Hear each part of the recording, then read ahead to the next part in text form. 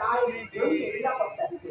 আমি আবারও বলছি, নারী শুধু চিহ্নিত নয়, বরং একটি মৃত্যু আমাদের দাঁড় করিয়েছে মানবতার সামনে। মানুষ হিসেবে আমরা বিচার চাইছি, এবং এই বিচার চাইছি এই জন্যে যে আমাদের আগামী কালকে আমরা সুরক্ষিত করতে চাই, আগামী প্রজন্মকে আমরা একটা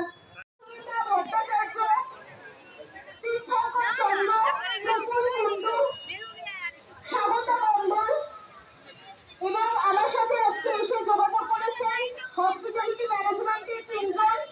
প্লিজ তারা একটু আমার সামনে কাছাকাছি আসবেন, আপনারা ব্যানারের সামনে থাকবেন। আমরা মিছিল শুরু